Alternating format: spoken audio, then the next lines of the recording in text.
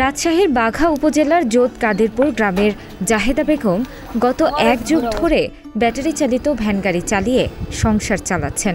প্রতিদিন সকালে ভ্যান নিয়ে নামেন রাস্তায়, চালান সন্ধ্যা পর্যন্ত। জীবনের গল্পটা তার কাছে সহজ ছিল না।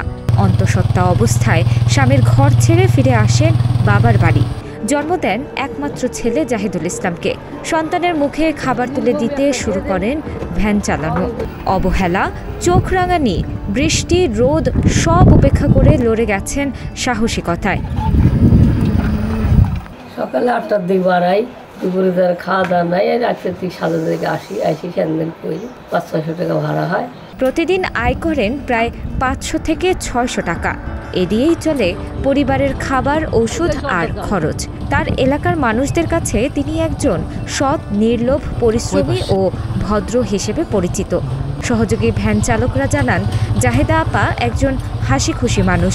তিনি কঠোর পরিশ্রমের মাধ্যমে জীবনযাপন করেন।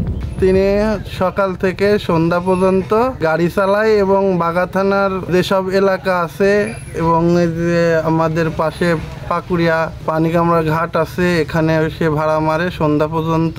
এতে তার ভালোই চলে, সমস্যা নাই।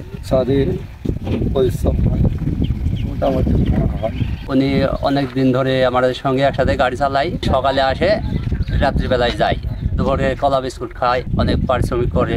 আমার পাশে গাড়ি টাড়ি চালায়, আমার দোকানে পান টান খাই, উঠা বসা করে। সে গাড়ি চালা, অনেক পরিশ্রমী সে করে, মেহনত করে খায়। সে এত নির্ভেজালি মানুষ, এ অনেক দিন থেকে এই কামটা করে খায়। তার যদি শারীরিক কোনো সহযোগিতা লাগে তো আপনারা করেন।